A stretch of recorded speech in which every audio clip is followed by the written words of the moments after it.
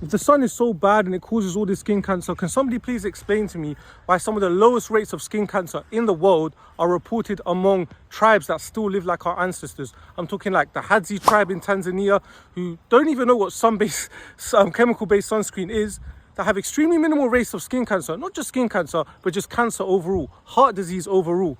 Why do you think that is? They're out in the sun all day. Not in the UK where the UV doesn't go above 8, but in parts of East Africa where the UV goes well above 8. And they don't seem to be getting any of these cancers. So if the sun is the reason why we get skin cancer, and it's only the sun, then why aren't they getting skin cancer? Or maybe there's other factors as well. Maybe it's the fact that they don't eat ultra-processed food.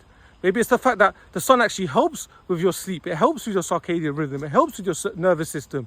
It helps with lowering stress.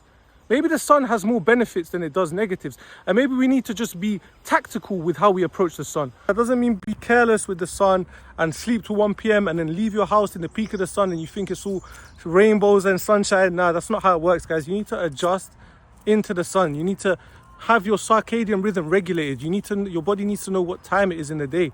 You know what I'm saying? These people wake up with the sun, they go to bed in the sun. That's ideal for our circadian rhythm. That's why they don't have all these problems.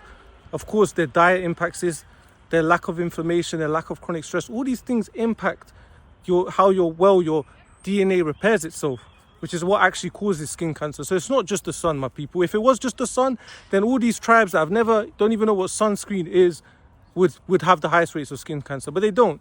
So clearly something isn't adding up. But above all, my people, we don't need to, you know what I mean? What's most important is God above all, above the sun, above vitamin D.